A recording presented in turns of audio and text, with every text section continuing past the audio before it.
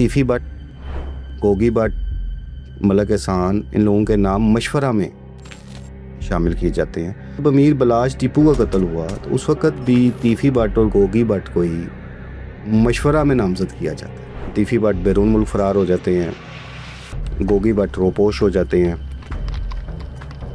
गोगी भट्ट के हवाले से तब भी इतला थी कि हैं वो पाकिस्तान में। गोगी भट्ट का इस मुकदमा कत्ल से तल्लुक़ कुछ साबित नहीं हो रहा। इनका मंजर आम पर आना क्या कोई साजिश है या अपने आप को साफ साबित कर? नहीं, तमाम मार्केटों के जो सदूर थे उन्होंने हलफ दिया इस बात का कि गोगी भट्ट इस मुकदमा कत्ल में बेगुनाह हैं, हम इस बात के शवाहिद देते हैं। अब इस कत्ल को जो हाइप एक मिल गई ना, वो मिली है सोशल मीडिया की वजह से। वो चाहे टीपू ट्रका वाला ग्रुप है या वो तीफ़ी भट्ट ग्रुप है, फैसला तो इनके सरबराहान ने करना है। एक तरफ अमीर मौसब है, दूसरी तरफ तीफ़ी भट्ट है। क्योंकि अब गोगी भट्ट मंजर आम पर है तो फिर ये बात भी हैरान कुन थी कि कुछ अर्सा पहले तक उन्हें बेगुनाह करार दिया जा रहा है और अचानक उन्हें गुनहगार क्यों करार दिया गया। JIT में कुछ ऐसे अफसर शामिल हैं कि जिनका तल्लुक़ टीपू ट्रकावाला के ख़ानदान से है। अगर आप गुनहगार नहीं थे तो फिर आप इतना अर्सा आपने रुपोशी क्यों इख्तियार की? पाकिस्तान समेत दुनिया भर में देखने और सुनने वालों को अस्सलाम वालेकुम। मेरा नाम तैयबा अवान है और आप देख रहे हैं नया दौर। नाज़रीन, आप सबने देखा होगा कि गोगी भट्ट जो है वो मंजर आम पर आ चुके हैं। उनके कुछ इंटरव्यूज़, कुछ पॉडकास्ट जो हैं वो सोशल मीडिया पर वायरल हो रही हैं। लोगों के जो सवालात थे, जो कि लोग जानना चाहते थे कि आखिरकार जो गोगी भट्ट है ये कौन है। देखें, अमीर बलाज से रिलेटेड सब गोगी भट्ट को जानते थे कि अमीर बलाज का मुबैना कत्ल जो है गोगी भट्ट की जानिब से किया जाता है। गोगी भट्ट और तीफ़ी भट्ट ये कौन है और इनका ताल्लुक क्या है, और काफ़ी अरसे बाद सोशल मीडिया पर गोगी भट्ट जो हैं वो आते हैं सामने। लेकिन उनके साथ साथ जो लोग उनसे मुलाकात करके आते हैं उनके में से एक हमारे साथ Khurram Pasha senior crime reporter मौजूद हैं, जो कि अमीर बलाज के केस, एहसन शाह का केस और इस केस पर काफ़ी टाइम से जो है वो रिसर्च भी कर रहे हैं और इस केस को A to Z जानते भी हैं। आज के हमारे प्रोग्राम के खसूसी मेहमान जो खुरम पाशा मौजूद हैं, इनसे बात करते हैं। अस्सलाम वालेकुम। जी वालेकुम सलाम। सर, कैसे हैं आप? अल्हम्दुलिल्लाह। बहुत शुक्रिया कि आप आज तशरीफ़ लाए और हमारी जो ऑडियंस है, इनके जो कुछ सवालात हैं हम उनको आज क्लियर करेंगे। लोग सबसे पहले तो ये जानना चाहते हैं कि गोगी भट्ट और तीफ़ी भट्ट ये कौन है और इनका आपस में क्या ताल्लुक है? ख्वाजा तारीफ अलमरूफ तीफ़ी भट्ट और ख्वाजा कील अलमरूफ गोगी भट्ट ये आपस में कज़न है। दोनों कज़न हैं, चाचाजाद या मामूजाद? ये मामू और फूफोजाद। ठीक हो गया। उसके बाद ये है कि चूँकि इनका शुरू से एक तनाज़ा चलता आ रहा है टीपू ट्रकावाला के ख़ानदान के साथ। अब जब गोगी भट्ट मंजर आम पर आए हैं और पहली दफ़ा इस ग्रुप की जानिब से उनका एक वाज़िया मौक़िफ़ सामने आया, तो उसमें एक चीज़ तो बड़ी क्लियर हुई कि जिस वक़्त टीपू ट्रकावाला के वालिद बिल्ला ट्रकावाला कत्ल हुए तो एक तो ये चीज़ें मार्केट में बड़ा चलती आई कि उस कत्ल से ही, उस दौर से इनकी दुश्मनी थी। बताया जाता है तो 30 से 40 साल पुरानी दुश्मनी एक है। बात तो बड़ी क्लियर हुई और हकीकत भी ये थी कि जब बिल्ला ट्रकावाला कत्ल होते हैं तो उस मुकदमा कत्ल में ना तीफ़ी भट्ट का नाम है ना गोगी भट्ट का नाम है। वो दो भाइयों बाबा हनीफा का, शफीक उर्फ बाबा, हनीफ उर्फ हनीफा का एक तनाज़ा था उनके साथ, तो उन्होंने कत्ल किया था। उसके बाद अवान अदल में 2003 में एक टीपू ट्रकावाला पर हमला होता है जिसमें टीपू ट्रकावाला शदीद ज़ख्मी होते हैं और उसके साथ उस हमले में 5 अफराद भी मारे जाते हैं। उस मुकदमा में भी तीफ़ी भट्ट, गोगी भट्ट, शफ़कत और बगा भट्ट और साबिक़ पुलिस इंस्पेक्टर जो हैं आबद बक्सर, उन्हें मशवरा में नामज़द किया जाता है। मशवरे में नामज़द किया जाता है, ठीक हो गया। अब उस मुकदमा में भी इन सब के नाम क्लियर हो जाते हैं, ये लोग बेगुनाह हो जाते हैं। 2010 में जब टीपू ट्रकावाला को एयरपोर्ट पर कत्ल किया जाता है, उस वक़्त भी जो मुकदमा दर्ज होता है उसमें भी तीफ़ी भट्ट, गोगी भट्ट, मलक एहसान, इन लोगों के नाम मशवरा में शामिल किए जाते हैं।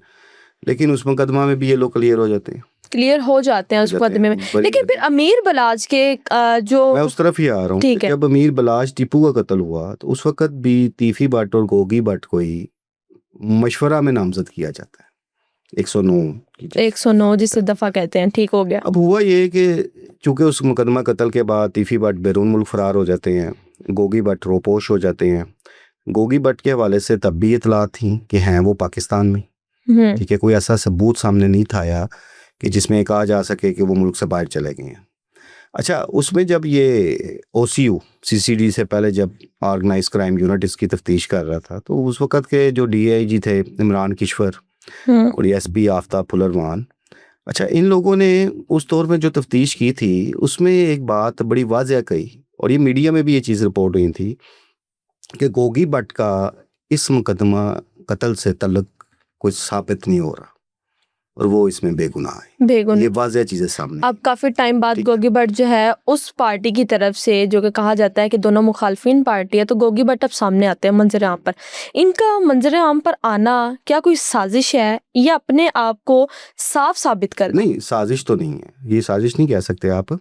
देखिए, एक चीज़ है कि अब तक इस दुश्मनी के हवाले से जो मुकदमा दर्ज हुए, आपको पता है अमीर बिलाश टीपू कत्ल के बाद फिर एहसन शाह एक मुबैना पुलिस मुकाबले में मारा जाता है। बिल्कुल। फिर इसी तरह तीफी भट्ट के जो बहनोई हैं जावेद भट्ट, वो कत्ल हो जाते हैं।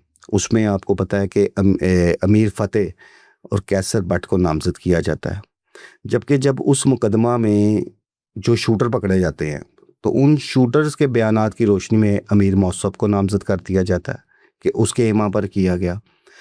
अब कानून तो ये है कि जिसका भी मुकदमा है उसने सामना तो करना है, करना है। बिल्कुल ठीक है। उसमें अमीर मौसफ भी आया पाकिस्तान, वो भी उन दिनों रोपोश थे, उन्होंने भी मुकदमे का सामना किया और फिर अदालत से अपनी ज़मानत को कन्फर्म करवाया।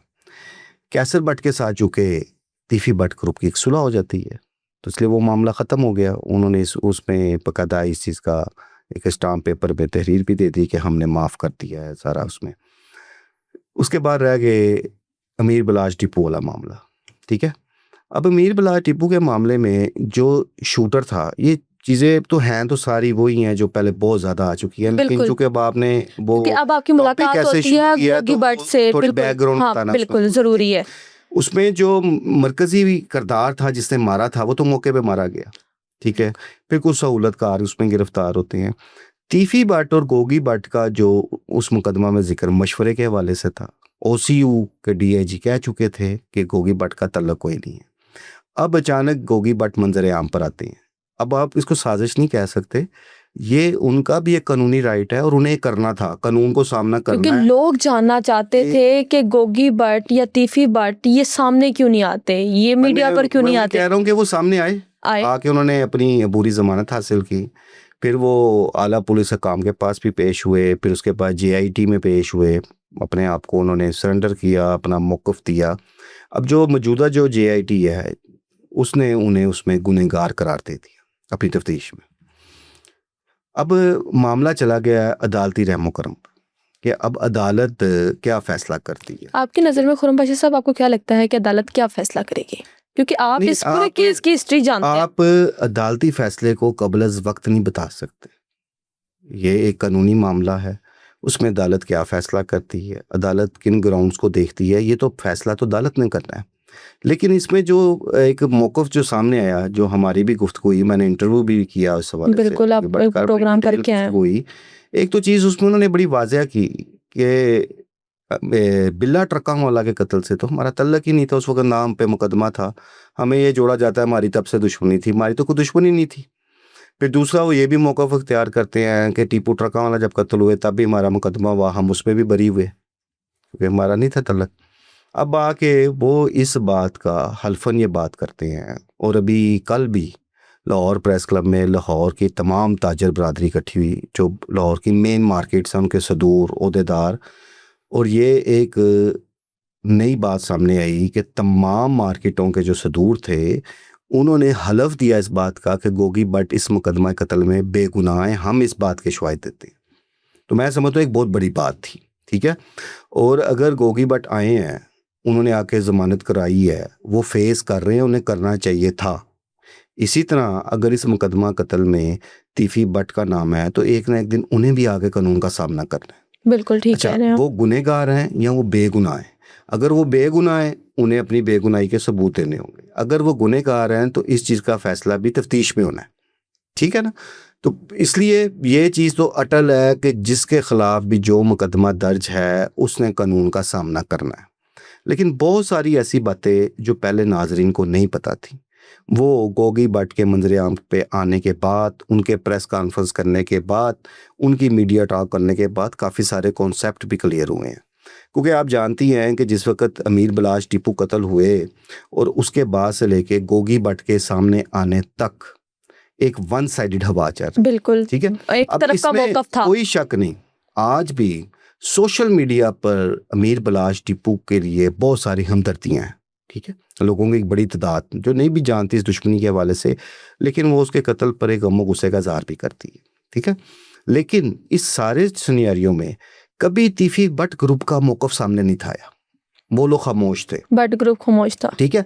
और ये बात मैंने भी कही उन्हें, मैं कहा आपने बहुत बड़े एक बर्दाश्त का मुज़ाहरा किया है, कि हौसले का इतने मुज़ाहरा साल किया तक अब चुप कि रहे। जिस किस्म की तनकीद की जा रही थी, और आपको पता है सोशल मीडिया पे तरह-तरह की बातें की जा रही थी, कीचड़ भी उछाले जा रहे थे, लेकिन इन लोगों का मैं समझता हूँ बड़ा हौसला है, बड़ा दिल है कि वो बर्दाश्त किया, खामोश रहे। वगरना जिस तरह की एक लड़ाई, एक जंग सोशल मीडिया पर शुरू हो गई थी, तो उसके कुछ भी असरात सामने आ सकते थे। देखिए, आपने सोशल मीडिया की बात की। सोशल मीडिया पे अमीर बिलाज की हमदर्दियाँ बहुत ज़्यादा थीं। अमीर बिलाज के साथ-साथ एहसन शाह जो कि एक अच्छा दोस्त था, जिसको आपने कहा कि इसने मुखबरी की और मुखबरी करने के बाद ये सारे मामलात हुए, लेकिन फिर बाद में उसका भी जो है वो भी मारा जाता है। देखें, दोस्ती से एतबार उठा इस कत्ल पर। सबसे पहला जो मेन पॉइंट हमने देखा कि लोगों ने अपनी जो कहते हैं बातें होती हैं दोस्तों से छुपाना छोड़ दी, कुछ गैदरिंग कम हो गई, लोगों ने दोस्तों में बैठना छोड़ दिया। उन लोगों ने इस चीज़ को बहुत ज़्यादा अपने सर पर सवार किया। उसके बाद मौक़िफ़ एक तरफ का आ जाता था, क्योंकि अमीर बिलाज के भाई भी सामने आए और फिर उसके बाद एहसन शाह की फैमिलीज़ भी सामने आने लगी। ये सारे मामलात हुए, गोगी भट्ट ग्रुप अब सामने आता है। तो इन सब चीज़ों में गेम जो है वो क्या सोशल मीडिया की है? क्या लोगों को गुमराह करने में सबसे बड़ा सोशल मीडिया का है? आपको एक चीज़ बताऊं कि जिस वक्त जिस दौर से वाक़यात चल रहे हैं, उस वक्त इलेक्ट्रॉनिक मीडिया नहीं था। फिर जिस वक्त 2010 में टीपू ट्रकावाला कत्ल होता है, उस वक्त इलेक्ट्रॉनिक मीडिया तो था, लेकिन सोशल मीडिया नहीं था इतना एक्टिव। अब इस कत्ल को जो हाइप एक मिल गई ना, वो मिली है सोशल मीडिया की वजह से। दूसरा, सोशल मीडिया पे एक बहुत बड़े लोगों की तादाद, मैं तो हमेशा कहता हूँ, अभी आप और मैं गुफ्तगू कर रहे हैं, लोग हमारा पूरा प्रोग्राम भी नहीं सुनेंगे, लेकिन नीचे कोई उल्टा सीधा कमेंट ज़रूर कर देते हैं। हर बंदे की अपनी एक भड़ास होती है ना, वो निकाल देते हैं, ठीक है? अब ये चीज़ें जो होती हैं ना, ये इंतशार पैदा करती हैं, और दुश्मनियों के हवाले से ये एक सेंसिटिव मामला है। अभी आप पिछले 1.5 साल में देखें ना, कितने लोगों की जानें चली गई इसमें अमीर बिलाश टीपू कत्ल हुआ, उसमें वो शूटर कत्ल हुआ जिसने मारा था, उसके बाद एहसन शाह वाला वाक़या हो गया, उसके बाद जावेद भट्ट साहब वाला वाक़या हो गया। तो कहने का मकसद है नुकसान हुआ है। अब अगर तीफी भट्ट ग्रुप में और कैसर भट्ट ग्रुप के दरमियान सुलह हुई तो अच्छा अमल है। लोगों ने उसको भी बड़ी तनकीद का निशाना बनाया, उसमें कैसर भट्ट को भी बहुत तनकीद का निशाना बनाया। कैसर भट्ट की 16 बयानियाँ जो थीं, जब सुलह से पहले थीं, उसको उस वक़्त लोगों हीरो बनाया हुआ था उस ग्रुप ने। जिस वक़्त उन्होंने सुलह कर ली तो उनकी शामत आ गई। हालांकि सुलह की जानब जो भी कदम बढ़ाता है उसे अप्रिशिएट करना चाहिए, ठीक है? इस हवाले से इन दोनों ग्रुपों के दरमियान सुलह की बातचीत का भी एक सिलसिला था। जो मुखलिस लोग थे वो कोशिश कर रहे थे, आज भी ख्वाहिश रखते हैं लोग कि इन दोनों ग्रुपों में सुलह हो जाए, ठीक है? और सुलह मेरा ख्याल है कि हो जाएगी। अगर सुलह हो जाए तो इससे अच्छा अमल तो कोई नहीं है। बिल्कुल ठीक ये एक ख्वाहिश है लोगों की जो अमन चाहते हैं। अब आगे डिपेंड करता है इन दोनों ग्रुपों के सरबराहान में कि वो क्या फैसला करते हैं। वो चाहे टीपू ट्रकावाला ग्रुप है या वो तीफी भट्ट ग्रुप है, फैसला तो इनके सरबराहान ने करना है। एक तरफ अमीर मौसिब है, दूसरी तरफ तीफी भट्ट है। अब जहाँ तक बात रही, चूँकि अब गोगी भट्ट मंजर आम पर है, तो फिर ये बात भी हैरान कुन थी कि कुछ अर्सा पहले तक उन्हें बेगुनाह करार दिया जा रहा है और अचानक उन्हें गुनहगार क्यों करार दिया गया। बिल्कुल इस हवाले से गोगी भट्ट का मौक़िफ़ है कि JIT में कुछ ऐसे अफसर शामिल हैं कि जिनका तल्लक टीपू ट्रकावाला के ख़ानदान से है। इस बिना पर मुझे गुनहगार ठहराया गया। अब एक और चीज़ इसमें हम रिपोर्टिंग में भी करते आए हैं, देखते आए हैं मुख्तलिफ़ केसेस के हवाले से, कि जो पुलिस की तफ्तीश होती है ना, ये सफ़ा मिसल होता है, वो एक खुफिया दस्तावेज़ होती है जो पुलिस की अमानत होती है और पुलिस उसे अदालत में पेश करती है। बाज़ औक़ात की, और अक्सर बल्कि बाज़ औक़ात भी नहीं, अक्सर देखा गया है कि पुलिस क्या तफ्तीश करती है लास्ट मोमेंट तक किसी को पता नहीं होता। और वो फाइल जब अदालत में जाती है तो तब पता लगता है कि क्या ठीक है, इसमें इन्वेस्टिगेशन क्या हुई है। लेकिन इधर से मिसल में लिखा गया गुनहगार और दूसरी तरफ सोशल मीडिया पे एक शोर बरपा हो गया गोगी भट्ट की गुनहगारी का। यानी कि वो दस्तावेजात जो पुलिस की कस्टडी में है एक अमानत है, सरकारी दस्तावेजात हो गए और वो पहले ही वो- लीक आउट हो गए। और उससे अगली बात देखें कि वो जो ज़िमनी की कॉपी थी जो मिसफा मिसल का हिस्सा था वो सोशल मीडिया पे वायरल होना शुरू हो गई। ये भी एक हैरानकुन बात थी।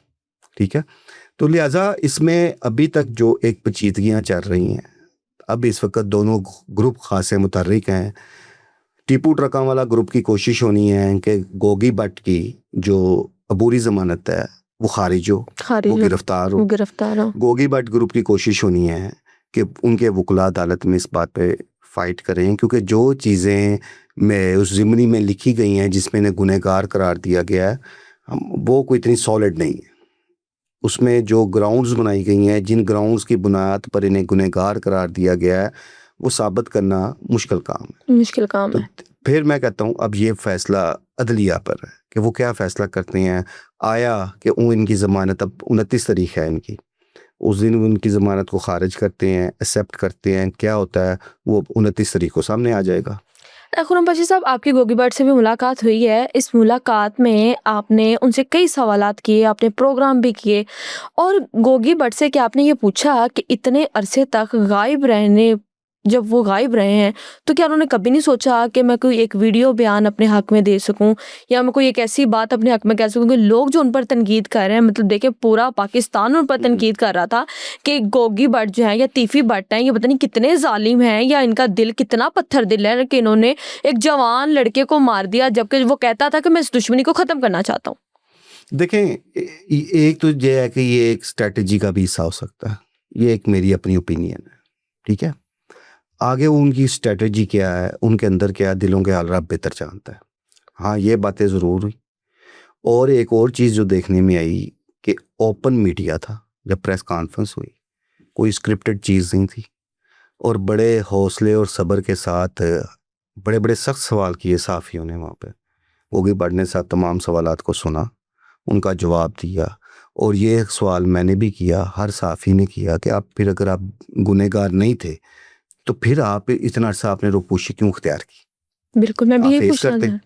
उसमें उनका मौक़िफ़ ये था कि चूँकि मेरी भी जान को ख़तरा था और उसमें उन्होंने वो सारी प्लानिंग भी बेनकाब की कि किस तरह शूटर ज़ाहिर करके मुझे मारे जाने की प्लानिंग की गई और उन्हीं शूटर के ज़रिए, जिनके ज़रिए मुझे मरवाना था, फिर जावेद भट्ट पर हमला करा के उन्हें मरवा दिया गया। मतलब तो जहाँ लिहाजा पर हमला गोगी भट्ट पर होना था वहाँ जावेद पे भट्ट पर क्यों? उन्होंने कहा मैं अपने आप को सिक्योर फील नहीं कर रहा था, अब चूँकि कुछ सिक्योर फील किया तो मैं आ गया हूँ। और ये एक चीज़ आपको याद होगी, इस हवाले से आपने अक्सर मेरे प्रोग्राम्स देखे हुए थे, मैं शुरू दिन से बात करता था, मैं आज भी करता हूँ कि इन सब ने कानून का सामना करना है। चाहे बिल्कुल कोई आपने की गुनहगार ये है, बात। चाहे बेगुनाह है, एक ना एक दिन उसने कानून का सामना करना है, क्योंकि जब तक ये कानून का सामना नहीं करेंगे तब तक इन सब की बचत नहीं होनी ना। बिल्कुल ठीक है ठीक है, आपने। अब वो आ गए, गोगी भट्ट आ गए और एक ना एक दिन आना ही था। तीफी भट्ट जो हैं उन्हें भी सामना करना है कानून का, क्योंकि वो भी मुलज़म है। अब ये तो फैसला बात का है कि तफ्तीश में वो गुनहगार साबित होते हैं कि वो बेगुनाह साबित होते हैं, लेकिन उन्हें फेस तो करना है। जिस दिन से अमीर बलाच का कत्ल होता है उसके बाद कुछ टाइम तक तो ये लगता है कि ये केस जो है बंद हो चुका है, माफ़ी हो चुकी है या सुलह हो चुकी है या भूल गए लोग। लेकिन जब ये लोग समझने लगते हैं इस चीज़ को तो कोई एक नया केस आ जाता है। फिर आ गया एहसन शाह, आ गया एहसन शाह के बाद जावेद भट्ट साहब आ गए, जावेद भट्ट साहब के बाद अब गोगी भट्ट साहब जो है वो मंजर आम पर आ जाते हैं। अब ये देखें इस तरह के जो मामला सोशल मीडिया पर अभी आ रहे हैं, और ये केस जो है रोज़ उलझता जा रहा है, हर कुछ टाइम बाद ये केस उलझता जा रहा है। तो क्या लगता है ये जो केस उलझता जा रहा है इसकी गुत्थी कभी सुलझेगी या नहीं? नहीं, इसमें मैं नहीं समझता कि केस उलझा हुआ है, लेकिन हाँ आप ये कह सकते हैं कि फरवरी 2024 से अब सितंबर 2025 आ गया है। इस केस ने जो एक शोहरत हासिल की थी वो शोहरत वहीं की वहीं है और कोई ना कोई इसमें एक नया वाक़या रूनुमा हो जाता था कि अगर ये केस थोड़ी सी खामोशी इख्तियार करता था फिर एकदम उठ जाता था। ठीक है, जिस तरह कभी कोई मुलज़म पकड़ा गया है, कभी कोई मारा गया है, कभी फिर उसके मुलज़म पकड़े गए हैं, वो कोई ना कोई अपडेट जो है वो चलती आ रही है। अब बहुत सारी गुत्थियाँ तो सुलझ गई नहीं है। अब आ जाके इसमें अमीर फतेह रह गए हैं जो जावेद भट्ट कत्ल केस के मुलज़म हैं, ठीक है। वो अब किस वक़्त आगे कानून का सामना करते हैं और वो उसमें अपने आप को बेगुनाह कैसे साबित करते हैं। और इसी तरह अब एक मुलज़म तीफ़ी भट्ट रह गए हैं कि वो कब आके इस मुकदमे का सामना करते हैं। कोई गोगी भट्ट तो सामने आ गए हैं ना। तो ये केस अब मैं समझता हूँ कि उलझा नहीं हुआ, अब उसमें जो भी एक स्टेप बाय जो स्टेप था उलझने चल रहा थी वो था, खुल रही हैं, वो सॉल्व होने की तरफ जा रहा सॉल्व होने की तरफ। बहुत से लोग हमें काफ़ी टाइम से देख रहे हैं, जो कि इस केस को भी काफ़ी टाइम से देख रहे हैं और हर नई अपडेट पर जो है वो नज़रसानी करते हैं, नज़र रखते हैं। क्या पैगाम देना चाहेंगे आप उन्हें? देखिए, इसमें मैं एक चीज़ बताऊँ आपको कि ठीक है, सोशल मीडिया ने हर शख्स को एक मीडिया पर्सन बना दिया, ठीक है। जिसके दिल में जो बात आती है वो कह देता है। तो कम से कम ये मामलात बड़े सेंसिटिव है। सबसे पहले सबको इस बात के लिए दुआ होना चाहिए, जो अमन चाहते हैं कि इन ग्रुपों में सुलह होनी चाहिए। और दूसरी बात, इंतशारी बातों से परहेज़ करना चाहिए। इस लड़ाई को की जो आग है, अगर आप उस पर पानी नहीं फेंक सकते तो कम से कम तेल भी ना फेंकें, ठीक है। बाकी कानूनी मामलात हैं, कानून ने फैसला करना है, अदलिया ने फैसला करना है। उसमें ना मुझे ये राइट हासिल है ना आपको ये राइट हासिल है कि हम अपनी ओपिनियन देके ऐसी को बात करें जिससे इस दुश्मनी को हवा मिले। और सुलह में अमन है, सुलह में खुशियाँ भी हैं और इंसानी जानों का जो ज़िया होता है उसकी बचत भी है। और हक़ाइक़ पे बात करनी चाहिए। अब जिस तरह बहुत सारे ऐसे हक़ाइक़ थे जो इससे पहले सामने नहीं आए थे, अब वो गोगी भट्ट ने आके मीडिया पे क्लियर कर दी हैं। और आप ये देखें कि गो के वो 1.5 साल बाद आए हैं, लेकिन इस वक़्त हर तरफ गोगी भट्ट के इंटरव्यूज़ का सिलसिला भी जारी है। और ये चीज़ देखने में आई कि वाक़ई कोई बात सारे साफ़ियों से ओपन फोरम पे बातें हो रही हैं। होता है ना कि आप कोई पहले कोई चीज़ तय की हो या किसी को वो पैगाम दिया हो, आपने ये नहीं करना। ओपन हर बंदा क्वेश्चन करता है, वो हर चीज़ का जवाब भी दे रहे हैं। इसी तरह जब अमीर बलाश टीपू कत्ल हुआ था, तब भी काफ़ी सारी चीज़ें सामने थी, लेकिन वो एक हवाओं का रुख एक तरफ था। अब मैं समझता हूँ कि अब ज़रा बैलेंस चीज़ चल रही है। इस हवाले से उस ग्रुप का मौक़िफ़ भी आना चाहिए, ठीक है। और यकीनन उनका भी आएगा सामने, जो वो कह रहे हैं, वो भी एक उनका भी जो एक जो टीम है उनकी, वो भी इस पे अपना मौक़िफ़ दे रही है। बट इन दोनों ग्रुपों को कानून का एहतराम करना होगा, इन दोनों ग्रुपों को कानून को देखना होगा, उसको फेस करना होगा और इस मामले का अल्टीमेटली कोई बेहतर सॉल्यूशन निकालना होगा। बहुत शुक्रिया आपका कि आप आज आए, आप तशरीफ़ लेकर हमारे लोगों को जो है बहुत सी तफ़सीलात हैं, बहुत से सवाल हैं उनके वो क्लियर किए। आज हमारे साथ खुर्रम पाशा मौजूद थे। आपने इनसे जाना कि इनकी मुलाकात जो है वो गोगी भट्ट से हुई और कुछ किस्म के सख्त सवालात भी हुए और उनके जवाबात आपने सुने। देखिए, हमेशा एक रुख ना देखा करें। जो कहते हैं ना कि ताली एक हाथ से नहीं बजती, 2 हाथों से बजती है। तो आपको दोनों का मौक़िफ़ लेकर सोशल मीडिया पर आना चाहिए था। अब मेरा ख़्याल इन चीज़ों में बैलेंस हो चुका है, तो ये केस जो है बहुत जल्द सॉल्ट आउट होने वाला है। इसका नतीजा क्या निकलता है, आप लोग हमारा प्रोग्राम देखते रहिएगा। हम लम्हा ब लम्हा आपको आगाह करते रहेंगे। हम आपसे मिलते हैं किसी नए मेहमान के साथ, नई गुफ्तगू के साथ। तब तक अपनी मेज़बान तैयबा अवान को दें इजाज़त। अल्लाह हाफ़िज़।